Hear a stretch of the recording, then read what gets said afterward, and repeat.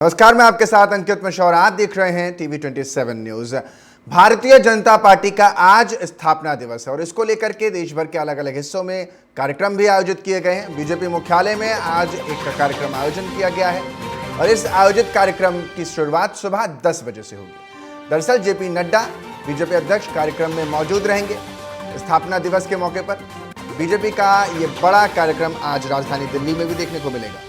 तो जो जानकारी निकलकर सामने आ रही है, बीजेपी मुख्यालय में कार्यक्रम आयोजित किया गया है और इस कार्यक्रम में खासतौर पर बीजेपी अध्यक्ष जेपी नड्डा मौजूद रहेंगे।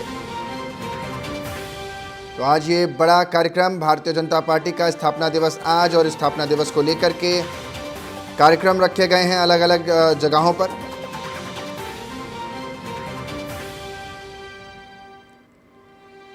स्थापना दिवस को लेकर के भारतीय जनता पार्टी का हेडक्वार्टर दिल्ली में आज खास तौर पर कार्यक्रम रखा जाएगा। दरअसल 6 अप्रैल 1980 को भारतीय जनता पार्टी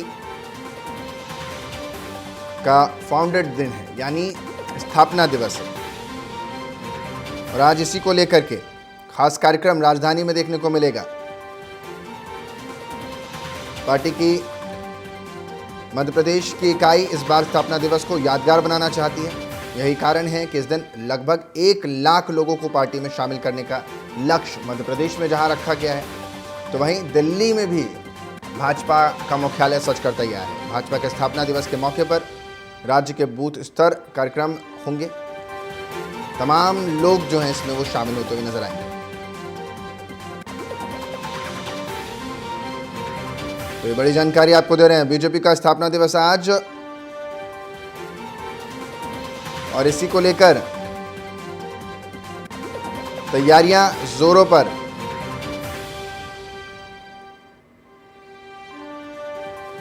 छह अप्रैल 1980 को एक तरीके से कहें नींव रखे हुए बीजेपी के 44 साल पूरे हो गए और आज इसी को लेकर ये तस्वीरें अभी आपको हम बीजेपी हेडक्वार्टर की दिखा रहे हैं, मुख्यालय की। मेरे सहयोगी पंकज भी हमारे साथ इस खबर पर जुड़ेंगे। पहले तस्वीरें आपको दिखा देते हैं। ये तस्वीरें बीजेपी मुख्यालय की दिखा रहे हैं।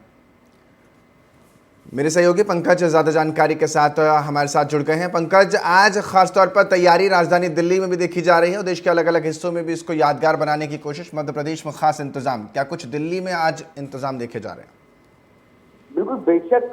देखिए अंकित, आज भारतीय जनता पार्टी का स्थापना दिवस है और ऐसे में भारतीय जनता पार्टी के राष्ट्रीय अध्यक्ष जेपी नड्डा जो पार्टी फ्लैग है, तो इस मौके पर पार्टी फ्लैग का जो वो करेंगे। और सबसे महत्वपूर्ण है कि अलग अलग राज्यों में भी स्थापना दिवस को मनाया जाएगा और सबसे महत्वपूर्ण है कि ये वही पार्टी है जिसमें सिर्फ 2 सांसदों से 1984 में 2 सांसद हुआ करते थे और 202 अब 2 सांसदों से अब 303 सांसद हो चुके हैं।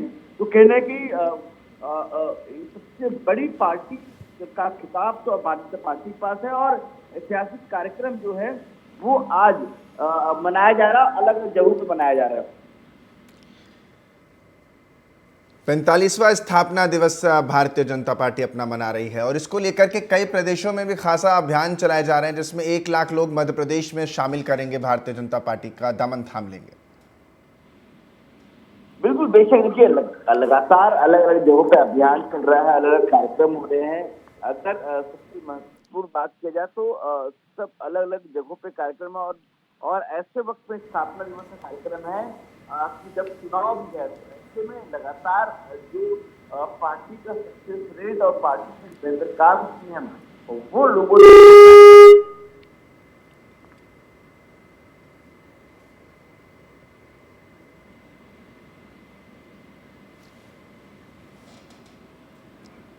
तो पंकज वानखेड़े हमारे साथ बने हुए थे। बहुत बहुत शुक्रिया पंकज तमाम जानकारी देने के लिए। तो स्थापना दिवस आज मना रही है भारतीय जनता पार्टी। 2 सांसद से 270 का सफ़र, या यूँ कहें 300 के पास जो भारतीय जनता पार्टी पहुंची है। 1984 में उसी पार्टी के सिर्फ 2 सांसद हुआ करते थे। 1980 में स्थापना हुई इस पार्टी की और आज भारतीय जनता पार्टी अपने स्थापना दिवस को मनाती हुई नजर आएगी। हैदराबाद के दौरे पर रहेंगे राहुल गांधी। कांग्रेस नेता हैं। हैदराबाद में कांग्रेस का घोषणा पत्र लॉन्च हो चुका है और अब इसी को लेकर के प्रचार करते हुए नजर आएंगे। मेगा रैली के जरिए जनसभा को संबोधित करेंगे और इस हैदराबाद में ये दिखाने की कोशिश की घोषणा पत्र के जरिए हम आपके बीच आ रहे हैं। ये वायदे हैं जो आप तक पहुंचाएंगे। इन मांगों को हमने पूरा कर लिया। 40 पन्नों से ज्यादा के घोषणा पत्र में कांग्रेस ने हर क्षेत्र को साधने की कोशिश की है। राज्य कई योजनाओं को लागू करने की कोशिश की है, तो कई वर्गों को इससे फायदा होने वाला है। हैदराबाद के दौरे पर आज राहुल गांधी रहने वाले हैं और इस दौरे में प्रचार के साथ साथ जनता को लोकसभा चुनाव के लिए भारतीय जनता पार्टी के अगेंस्ट में कांग्रेस पार्टी का जो वादा है, जो घोषणाएं की हैं, न्याय पत्र इसको नाम दिया है, ये साफ तौर पर बताते हुए नजर आएंगे कि हम जब सरकार में आएंगे तो क्या क्या फायदे, क्या क्या बेनिफिट्स आपके लिए लेकर आएंगे। हमें सरकार में, हमें सत्ता में लाइए और ये सारे बेनिफिट्स आप घर बैठे पाइए। तो इन्हीं सब वादों के बीच आज जनसभा को संबोधित करेंगे। ये बड़ी जनसभा हैदराबाद में होगी।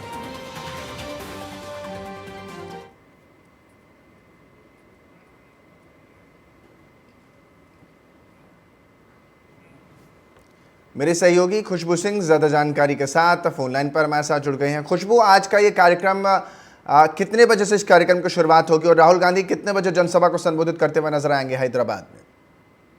जी अंकित, आज ये कार्यक्रम शाम का है।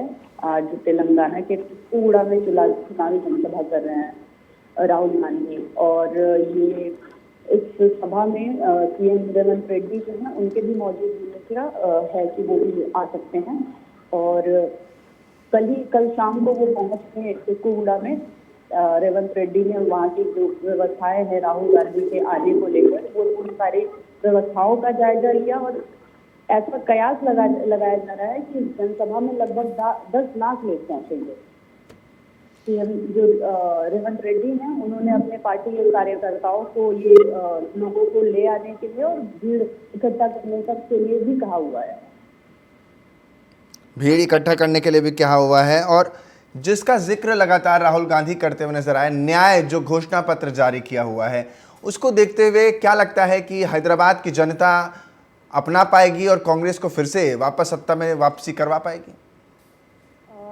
जैसा कि कांग्रेस पार्टी का परफॉर्मेंस रहा है तेलंगाना में, वो शुरू से ही अच्छा रहा है और तो कहीं ना कहीं राहुल गांधी का ये दौरा जरूर और उनका जो घोषणा पत्र है लोगों तक जो पहुंचाएंगे वो आज कहीं ना कहीं जरूर एक इफेक्ट तो करेगा ही। अभी तक वहाँ तेलंगाना में 17 लोकसभा सीटें हैं जहाँ से 5 उम्मीदवारों का ऐलान भी कर चुकी है कांग्रेस पार्टी। तो इन सारी चीजों को लेकर राहुल गांधी का जो दौरा होगा आज खास होने वाला है। और अपना जो मैनिफेस्टो है उनका न्याय पत्र, उसकी आज घोषणा भी करेंगे। वो वहाँ से एक बार फिर से उसको तेलंगाना के लिए लॉन्च करेंगे और वहाँ के लोगों को बताएंगे कि उनकी घोषणा पत्र में उनके क्या क्या वादे हैं और क्या क्या उनकी गारंटीज हैं। एक बार फिर से आज हैदराबाद में वो ये सारी चीजें फिर से एक बार दोहराएंगे कि कल दिल्ली में घोषणा पत्र जारी किया गया। 17 लोकसभा सीटों वाले इस तेलंगाना हैदराबाद जिसका जिक्र आप कर रहे हैं, यहाँ पर जो सियासी ज़मीन है उसको टटोलने की कोशिश होगी। रेवंत रेड्डी वहाँ के मुख्यमंत्री हैं, खासा तैयारी की जानकारी भी आप दे रही थी। लेकिन अब सवाल ये उठता है कि जो न्याय पत्र कांग्रेस पार्टी लेकर जा रही है उसको भुनाने में, और कहा जा रहा है कि 10 लाख तक की आबादी आज एक तरीके से कहीं बड़ी जनसंख्या वहाँ पर पहुँचने वाली है, उस जनसभा में पहुँचने वाली है। जी बिल्कुल, यही इसी न्याय पत्र को भुनाने की कोशिश होगी उस जनसभा से और अपना प्रचार प्रसार और जोरों से करने की कोशिश है कांग्रेस पार्टी की। राहुल गांधी हमेशा से वहाँ के लोगों की पसंद रहे हैं और कांग्रेस पार्टी वहाँ के लोगों की पसंद रही है। तो कहीं ना कहीं इस जनसभा का मेन मकसद भी यही है कि लोगों तक अपना न्याय पत्र और जो अपना एजेंडा है वो वहाँ के लोगों तक पहुँचाना और उनको अपने पार्टी के लिए और अपने उम्मीदवारों के लिए एक बार वहाँ के लोगों का मन टटोलना और उनका ये भी उनको देखना है कि एक बार कितनी भीड़ आती है। अगर भीड़ आती है, सपोर्टर्स आ रहे हैं, तो इसका मतलब कहीं ना कहीं कांग्रेस का वहाँ पे एक वो दिखेगा ही। ठीक है। बहुत बहुत शुक्रिया खुशबू, तमाम जानकारी हमसे साझा करने के लिए।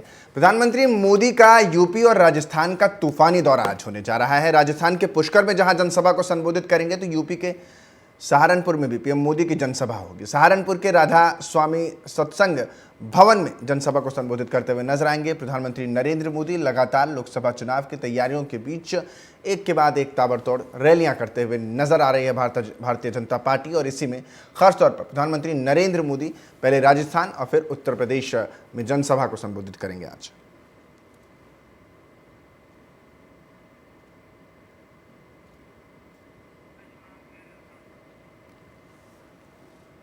पंकज हमारे साथ ज़्यादा जानकारी के साथ जुड़ गए हैं। पंकज, आज ये रैली हो रही है और इस रैली के जरिए कहीं ना कहीं जो कांग्रेस पार्टी ने न्याय पत्र लॉन्च किया है, उस पर भी निशाना खास तौर पर आज प्रधानमंत्री साधते हुए नजर आएंगे।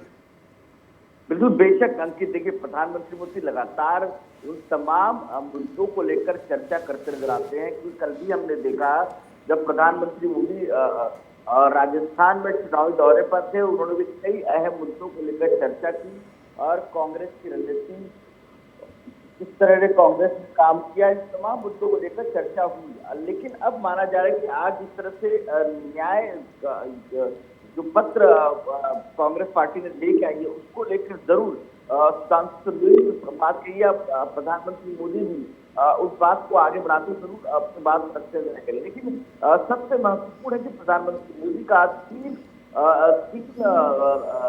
महत्वपूर्ण दौरे हैं, 3 कार्यक्रम है।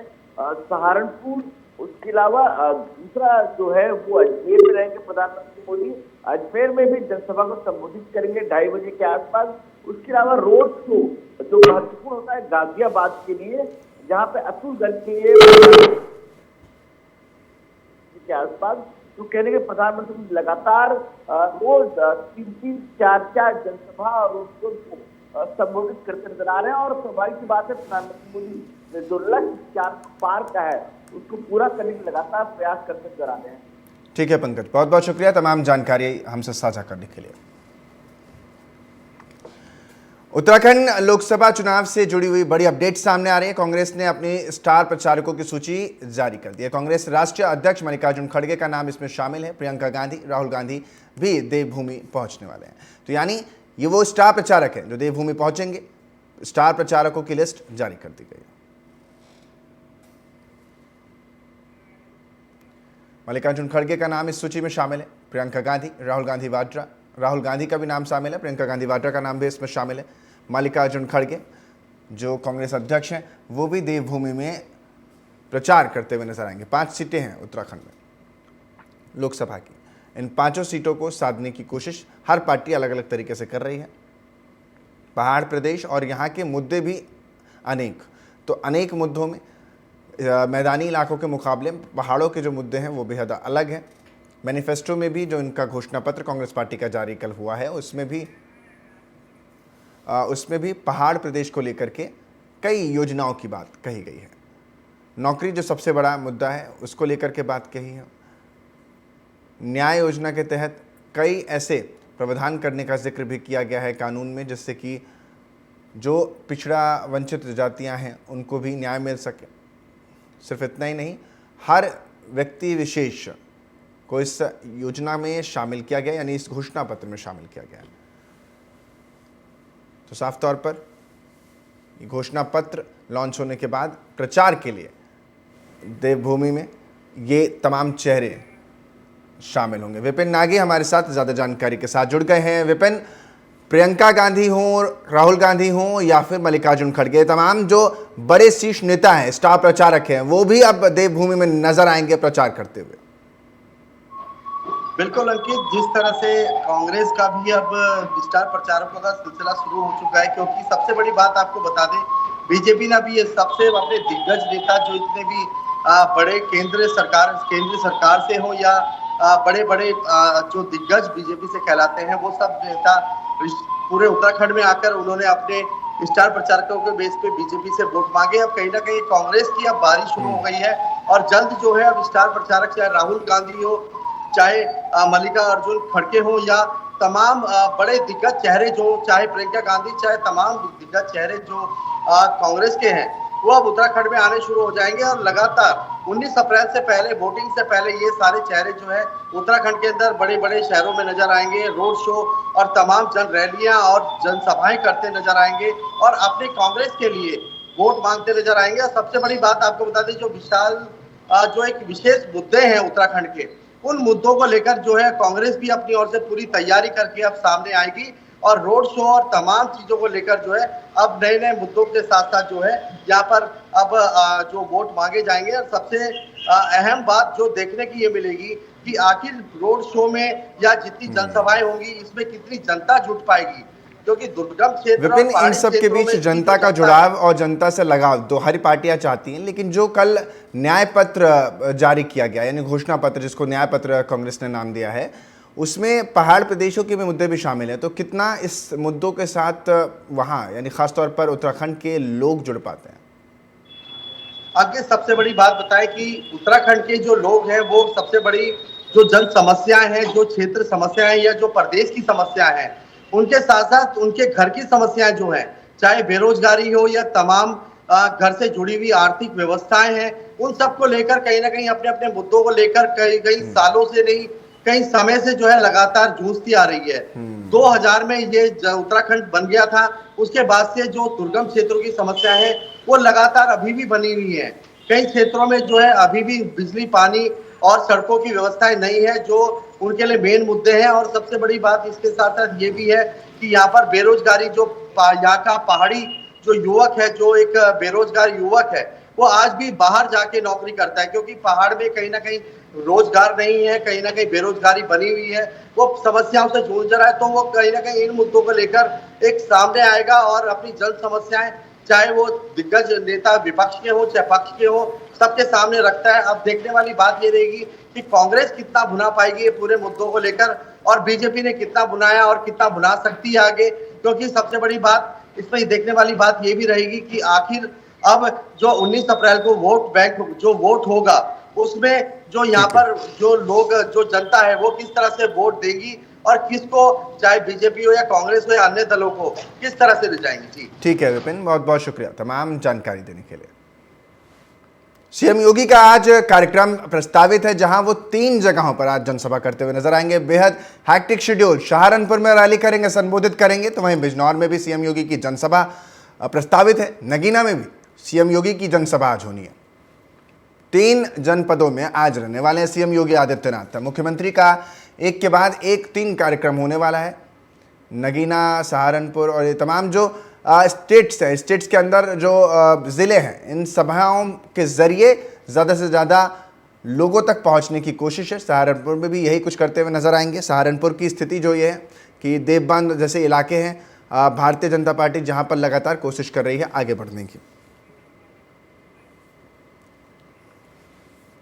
अंकिता पाल मेरे साथ ज़्यादा जानकारी के साथ लखनऊ से जुड़ गई हैं। अंकिता, आज क्या कुछ कार्यक्रम मुख्यमंत्री का रहने वाला है? 3 जिलों का दौरा, और इन दौरों के जरिए कितना चुनावों में बीजेपी खुद को मजबूती के साथ स्टैंड करवा पाएगी? जी अंकित, आज सीएम योगी जो है सहारनपुर के दौरे पर रहेंगे और पीएम मोदी के साथ वो शामिल होंगे और लगभग 11:30 बजे वो वहां पे पहुंच जाएंगे सहारनपुर। पीएम मोदी के पहुंचने से आधा घंटा पहले ही वो वहां पे पहुंच जाएंगे और लगभग आधा घंटा पहले पहुंचेंगे और विशाल जनसभा को संबोधित करेंगे। आपको बता दें कि भाजपा पार्टी जो है सीएम योगी को स्टार प्रचारक के तौर पर पेश कर रही है और लगातार उनसे रैलियां करवाई जा रही हैं। ठीक है, बहुत बहुत शुक्रिया तमाम जानकारी देने के लिए। अगली खबर की तरफ दर्शकों को लिए चलते हैं और बताते हैं कि किस तरीके से लगातार झाबुआ जिले से जुड़ी इस वक्त की बड़ी खबर सामने आ रही है। झाबुआ पुलिस को एक बड़ी कामयाबी हाथ मिली है। 1 करोड़ 28 लाख नगद कैश बरामद किया है। 22 किलो की चांदी बरामद की गई है। गाड़ी चेकिंग के दौरान कैश बरामद किया गया है। बस में लावारिश रूप से ये कैश और चांदी मिली है। तो लोकसभा चुनाव को लेकर के लगातार पुलिस की चेकिंग हर जिले, हर राज्य में जारी है। और इसके बीच जब गाड़ी की चेकिंग हुई तो झाबुआ जिले से बड़ी खबर सामने निकल कर आ गई, जिसमें लाखों रुपए कैश और चांदी बरामद की गई। ये झाबुआ पुलिस की बड़ी कामयाबी है।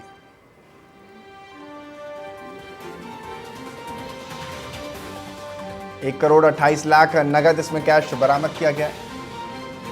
झाबुआ पुलिस को ये बड़ी कामयाबी मिली है। दरअसल चुनाव से पहले 22 किलो इसमें चांदी भी बरामद किया गया है।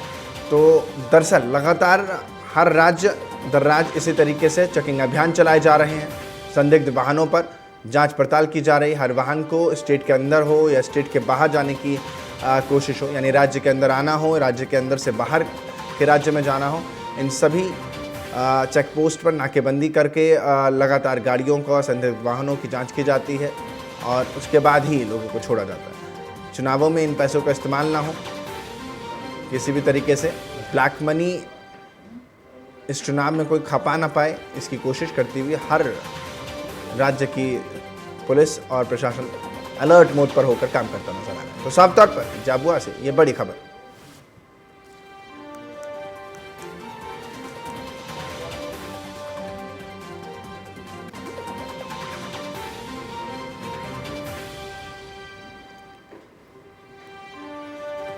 तो झाबुआ से ये बड़ी जानकारी निकलकर सामने आ रही है। पुलिस को बड़ी कामयाबी मिली है। दरअसल कामयाबी इस लिहाज से क्योंकि लगातार पुलिस पूरी तरीके से अलर्ट मोड पर होकर के छानबीन करती नजर आती है। 1 करोड़ 28 लाख नगद इसी चेकिंग के दौरान उसने बरामद कर लिए हैं, जिसमें 22 किलो से ज़्यादा की चांदी भी उसे बरामद की है।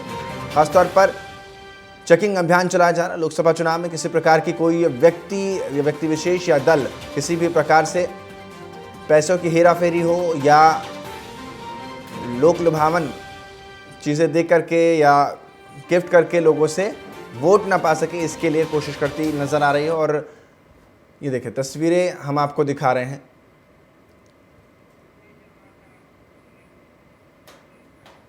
दीपेश हमारे साथ फोन लाइन पर ज़्यादा जानकारी के साथ जुड़ गए हैं। दीपेश, चेकिंग के दौरान ये तमाम चांदी भी बरामद की है और 1 करोड़ से ज़्यादा का कैश बरामद किया है। कब की पूरी वारदात और क्या कुछ इसमें मिला है? जी हाँ अंकित जी, बताना चाहूँगा बिल्कुल झाबुआ कोतवाली थाना क्षेत्र के अंतर्गत आने वाली स्टेट चेकिंग के दौरान पुलिस बैरियर के नज़दीक यह कार्रवाई हुई, जिसमें वाहन चेकिंग के दौरान 1 करोड़ 28 लाख और 22 किलो चांदी नकदी बस में बरामद हुई है। जहां लोकसभा चुनाव के दौरान बॉर्डर पुलिस को यह एक बड़ी सफलता मिली है, जिसमें लगातार कार्रवाई के दौरान नकदी जब्त किए गए। पुलिस अब जांच में जुटी है कि किसमें और कहां से ये नकदी चुनाव प्रभावित करने गुजरात पहुंचाई जा रही थी। कार्रवाई करते हुए पुलिस ने वाहन जब्त कर मामला पंजीबद्ध किया है। पतासी में पुलिस जांच में जुटी है और इसके बाद भी झाबुआ एसपी और झाबुआ कलेक्टर लगातार इस कदर की कार्रवाई करते हुए दिखाई दे रहे। बहुत बहुत शुक्रिया दीपेश तमाम जानकारी के लिए।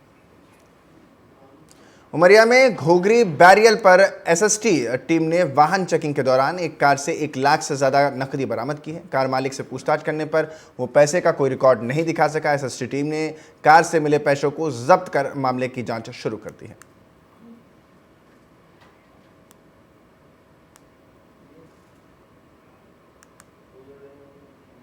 बीजेपी ने उत्तर मुंबई से मौजूद सांसद गोपाल शेट्टी का टिकट काट दिया। गोपाल शेट्टी की जगह पीयूष गोयल को मैदान में उतारा गया, जिसको लेकर कार्यकर्ताओं में नाराजगी देखी जाती है। वहीं शिवसेना और कांग्रेस लगातार हमला करती नजर आ रही है, जिसको लेकर बीजेपी नेता कमलेश यादव ने बताया कि विपक्ष के झूठे आरोप हैं। सांसद गोपाल शेट्टी ने खुद पीयूष गोयल का स्वागत किया है। बीजेपी के सभी कार्यकर्ता पदाधिकारी पीयूष गोयल के साथ खड़े नजर आते हैं। वो गोपाल से भी ज्यादा वोटों से जीतकर विजयी होंगे। पूर्व पार्षद और भाजपा के दिग्गज नेता कमलेश यादव जी हैं। इनसे जानने की कोशिश करेंगे कि उत्तर मुंबई में लोकसभा चुनाव को लेकर पार्टी ने किस तरीके की जवाबदारी दी है और किस तरीके की भूमिका यहाँ पर बनाई जा रही है। नमस्कार। देखिए, भारतीय जनता पार्टी साल के 12 महीने और हफ्ते के 7 दिन काम करती रहती है। कार्यकर्ता हम काम करते रहते हैं। पार्टी की विशेष रूप से देखिए, हमारे पास बूथ प्रमुख है, हमारे पास पन्ना प्रमुख है। सारी जवाबदारी जो पार्टी में हमारे शीर्षस्थ नेतृत्व, हमारे प्रधानमंत्री मोदी जी हैं, गृह मंत्री अमित शाह जी हैं, देश के हमारे राष्ट्रीय अध्यक्ष जेपी नड्डा साहब हैं, मुंबई के अध्यक्ष आशीष शेलार जी हैं और सांसद गोपाल शेट्टी साहब हैं, विधायक योगेश सागर जी हैं। सभी लोगों ने मिल करके एक रूपरेखा जो बनाई है कि नीचे तक के कार्यकर्ता जो हमेशा से काम करते रहते हैं, उन्होंने सक्रिय होकर के इसमें सहभागी होना चाहिए। आखिरी सवाल कमलेश जी आपसे है कि उत्तर मुंबई के सांसद गोपाल सेठी की बात करें तो उनको संसद रत्न से सम्मानित किया गया था। एक ऐतिहासिक वोटों से वो यहाँ पर चुनाव जीते थे। कार्यकर्ताओं में भी नाराजगी बताया जा रहा है कि है उनका टिकट कटने की वजह से क्या कार्यकर्ताओं में नाराजगी है? कि देखिए लोगों की बनाई हुई बातें हैं। पार्टी संगठन से चलता है और संगठन ने एक बार जब निर्णय ले लिया कि यहाँ से पीयूष गोयल जी उम्मीदवार होंगे तो हमारे सांसद गोपाल शेट्टी साहब ने खुद ही कह दिया कि पीयूष गोयल जी के लिए हम काम करेंगे और किसी तरह से कोई नाराजगी, किसी तरह से किसी में कोई असमंजस की कोई बात नहीं है। ये विरोधियों द्वारा फैलाई जा रही एक बात है। हमारे सांसद गोपाल शेट्टी साहब भविष्य के हमारे सांसद और केंद्रीय मंत्री पीयूष गोयल जी के लिए पूरी प्रामाणिकता से काम कर रहे हैं और भारतीय जनता पार्टी का एक एक कार्यकर्ता इस काम में लगा है। आने वाले दिनों में पीयूष गोयल जी अगर जिस तरह से गोपाल भाई 4,67,000 मतों से जीत करके आए थे, उससे भी ज्यादा मतों से जीत करके आएंगे, ऐसा हमें सभी का विश्वास है। बहुत बहुत धन्यवाद सर। तो हमारे साथ कमलेश यादव जी थे जिन्होंने खुलकर बात किया और साफ तौर पर उन्होंने कहा कि गोपाल सेठी को पार्टी ने टिकट नहीं दिया है। कार्यकर्ताओं में जो नाराजगी है वो विपक्ष का आरोप है। सांसद गोपाल सेठी और हमारे कार्यकर्ता सब एक साथ हैं और चुनाव में इसका अच्छा परिणाम भी आएगा।